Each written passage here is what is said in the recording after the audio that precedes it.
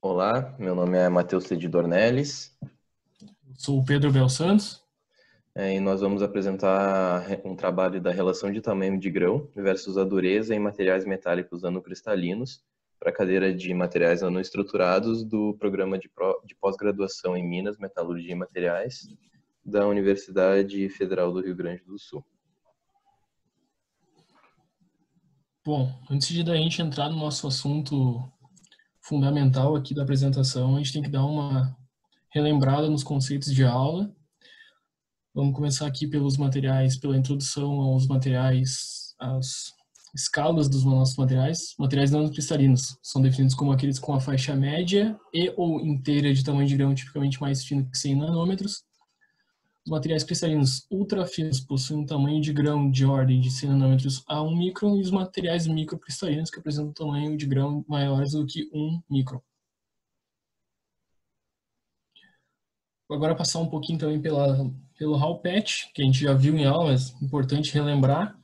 Por volta dos anos 50, Hall e Patch demonstraram que a tensão de escoamento e, portanto, nossa dureza, é proporcional à raiz quadrada inversa do tamanho do grão. Sendo assim, quanto menor o grão, maior seria a dureza segundo a lei de Hall-Patch. Contudo, para os materiais com tamanhos de grão inferiores a 30 nanômetros, é relatado o conhecido efeito Hall-Patch inverso, onde estes materiais perdem dureza ou a capacidade de resistir à deformação. Bom, a utilização de materiais nanoestruturados que possuam melhores propriedades mecânicas, como por exemplo a elevada dureza, ela nada mais é do que uma extrapolação da técnica de refino de grão. E o que é a técnica de refino de grão? Essa técnica ela visa o aumento das propriedades mecânicas de uma determinada liga através da ou adição de inoculantes em um banho metálico, ou deformação plástica de material, ou até mesmo no controle da taxa de resfriamento do material. Nós podemos ter uma explicação física relacionada a esse comportamento, que é a dificuldade do deslocamento de algumas discordâncias através dos contornos de grãos desses materiais nanoestruturados. Materiais nanocristalinos de alta qualidade demonstram aumentos da dureza de acordo com a diminuição do tamanho do grão. Então, eles vão seguir fielmente a relação do Hall-Patch mostrada nos slides anteriores. Mas por que eu digo materiais de alta qualidade? Porque em alguns estudos anteriores apontam que o efeito do Hall-Patch inverso ele pode ser, sim, causado por algumas porosidades e contaminações do material.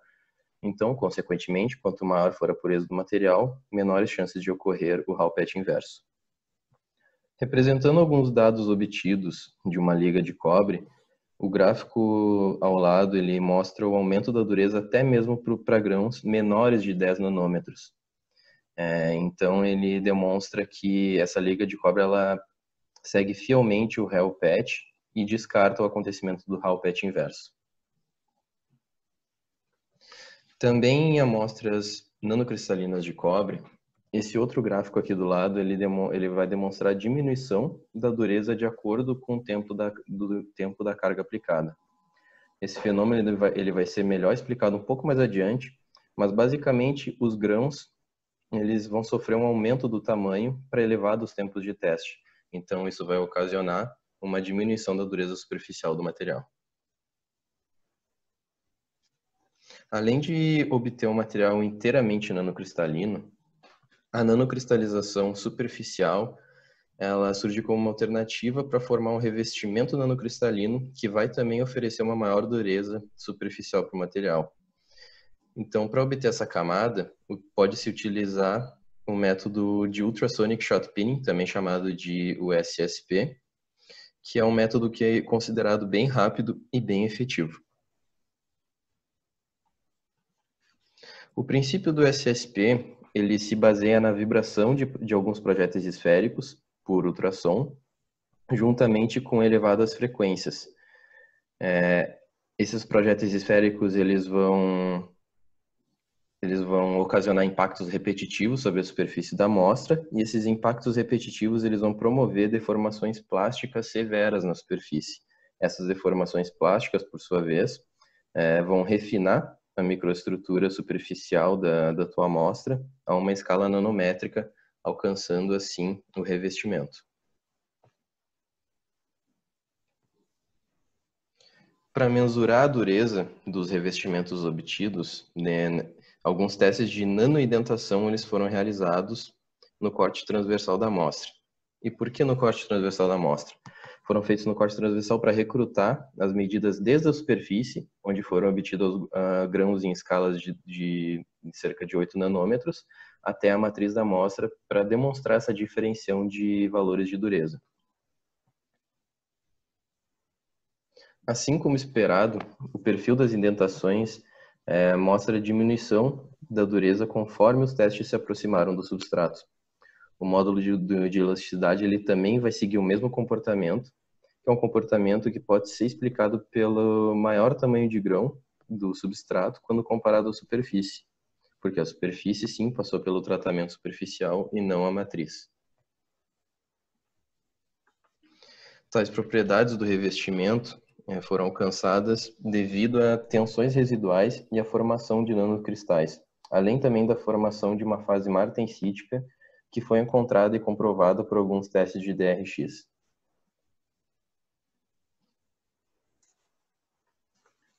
Seguindo para outro estudo de caso aqui, em que tem relação com o aumento de dureza, com a diminuição do tamanho de grão.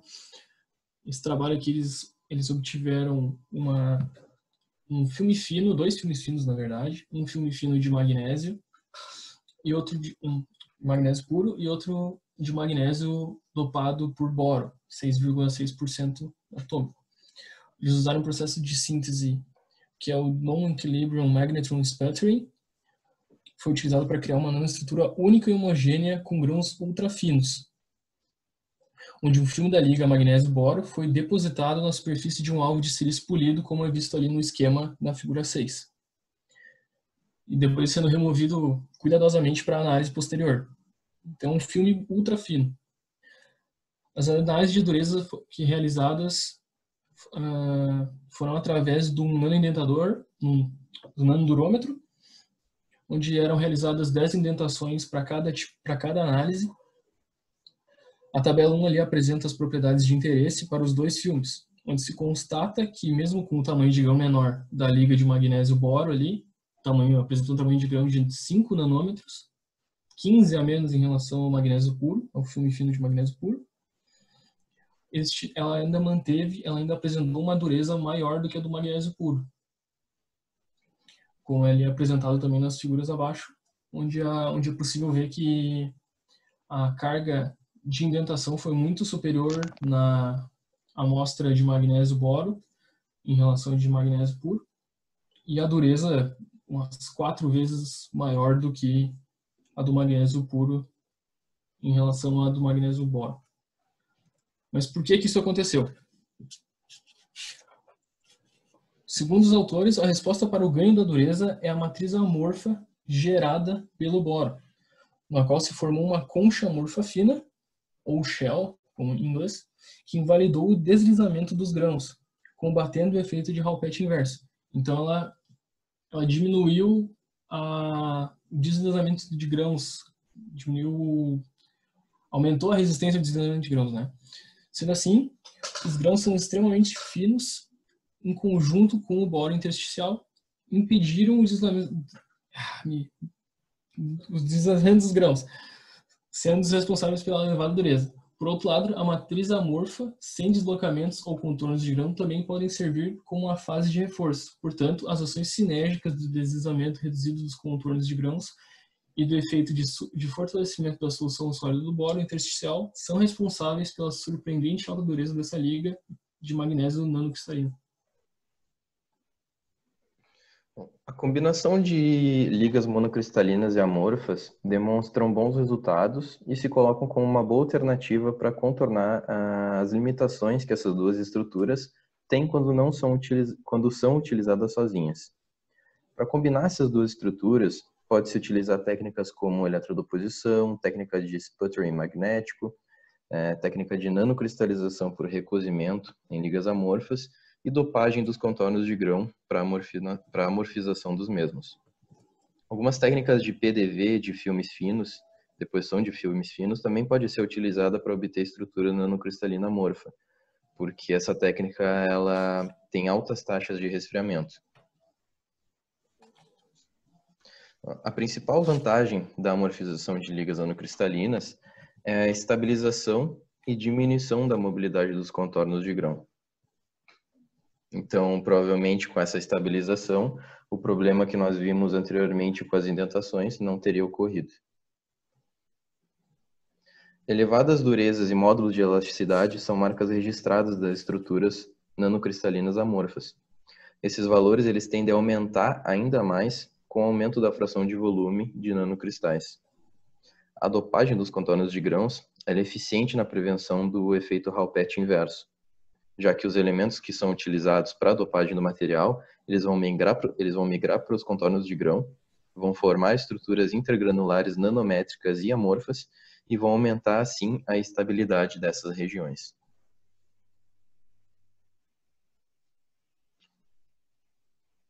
Bom, o efeito do Hall-Petch inverso, ele vem sendo amplamente estudado e diversas teorias visam explicar a ocorrência desse efeito, né? Algumas dessas diferentes teorias estão apontadas ali no primeiro tópico, que são a entrada do material do regime de fluência, a falha na síntese dos nanocristalitos, como já foi citado, a presença de contornos de grão desordenados e a transição da deformação baseada em deslocamentos por deslizamentos para a rotação dos grãos. Este efeito é observado tanto na prática quanto por meios de simulação computacionais, onde o enfraquecimento foi atribuído aos seguintes fatores: equipamentos de processamento, então são falhas durante o processamento dos materiais nanocristalinos, contornos de grãos desordenados, novamente, e a maior porcentagem de material nos limites de grãos para materiais nanos em oposição aos microgrãos, juntamente com a suavidade relativa intrínseca do material nos contornos de grão. Essa tabela que foi retirada desse artigo referenciado aqui embaixo, que estudou principalmente o Hall-Petch e a relação entre o Hall-Petch e o Hall-Petch inverso na dureza dos materiais metálicos nanocristalinos. A gente não vai se aprofundar muito, porque eles apresentaram até fórmulas matemáticas para explicar esses fenômenos, mas os principais mecanismos são aqueles ali, né? Deslizamento dos contornos de grão, difusão do contorno de grão e rotação do grão, além do limite amorfo.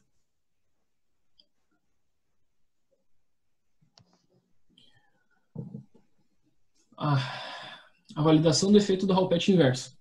Como o Matheus já tinha falado anteriormente, esse é o mesmo gráfico que ele apresentou lá.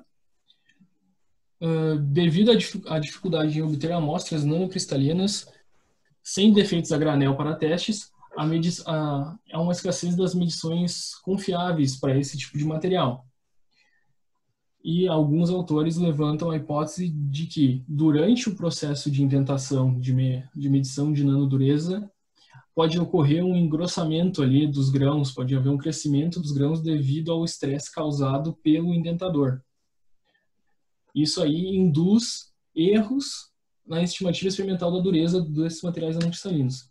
E até mesmo as simulações computacionais existentes têm dificuldade em obter em dados confiáveis, devido às limitações de dados, como, por exemplo, a espessura dos materiais simulados ou a quantidade de partículas que são simuladas. Então, nunca a simulação vai alcançar o número de partículas que um material bulk ali, fundido, nanocristalino ou deformado,